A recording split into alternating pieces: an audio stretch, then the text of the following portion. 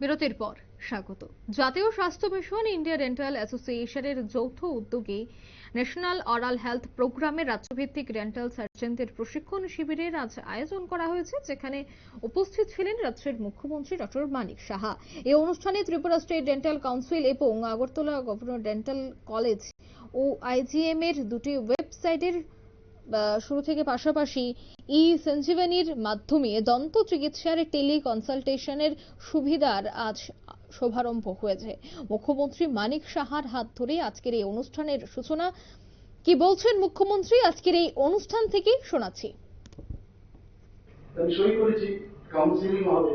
তো আগামী দিনে বিডিএস এর জন্য এখন বাইরে আমাদের যেতে হবে না, এনডিএসও আগামী দিনে আমাদের যেতে হবে। এই ব্যবস্থা, এত সুন্দর ব্যবস্থা। আমার মনে আছে আমাদের ডেন্টাল কলেজে এট বেস্ট যে দেওয়ার যন্ত্রপাতি আমরা দিয়েছি। Dental council of India president নিজে এসেছেন, অন্যান্য যারা আসেন সেখানে মিটিং এর মধ্যে বলছেন যে Agartala government dental college is unique so far infrastructure is concern. বলে অনেক জায়গার মধ্যে এই ধরনের ইনফ্রাস্ট্রাকচার নেই। এখনো যারা আসেন অনেক সময় বিভিন্ন পরীক্ষা নিতে আসেন তারাও বলে যায়। তাহলে আমি এটাই বলবো যে ডেন্টাল কলেজের এখানে প্রিন্সিপাল মহোদয় এখানে আছেন, যে আমি বারবার আমার একটা সবসময় একটা ইচ্ছা যে ডেন্টাল কলেজের এমন যে নর্থ ইস্টে শুরু হোক না, নর্থ ইস্টের মধ্যে আমাদের কলেজ যেন বেস্ট ডেন্টাল কলেজ হয় সেই চিন্তা ভাবনা যেন করেন। ইনোভেটিভ যা যা দরকার আপনারা চেষ্টা করুন। আর এই ডেন্টাল কলেজ আগে কি হতো, আমরা জিবি হসপিটালকে ঘিরে আমাদের ডেন্টিস্ট্রি চলতো।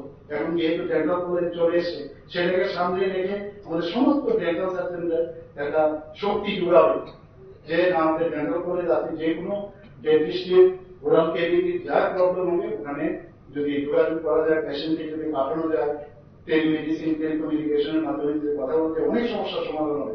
তো সেই জায়গায় আমাদের সরকার আমাদের চাইছি যে আমরা যেখানে স্বাস্থ্যের পরিষেবার বিষয় আপনারা সবাই জানেন, মুখ্যমন্ত্রী জন আরোগ্য যোজনা 5 লাখ টাকা করে সেই ব্যবস্থা আমরা করেছি যে 4.25 যারা প্রধানমন্ত্রী জন আরোগ্য যোজনা, যেটা প্রধানমন্ত্রীজির এই যে যোজনা সারা পৃথিবীর মধ্যে আলোচ্য বিষয়, যেটা কিভাবে উনি করে।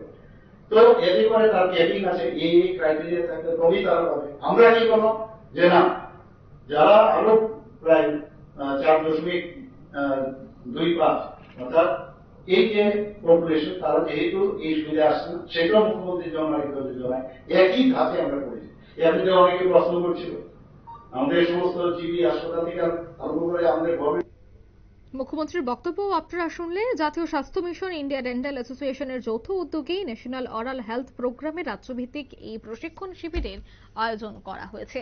এই মুহূর্তের সংবাদ এ পর্যন্তই। আমাদের পরবর্তী নিউজ এবং আপডেট দেখার জন্য অবশ্যই চোখ রাখবেন শুধুমাত্র নিউজ ভ্যানগার্ডের পর্দায়। খবরের ভাষায় মানুষের প্রতিবাদ, মানুষের ভাষায় নিউজ ভ্যানগার্ড। ধন্যবাদ।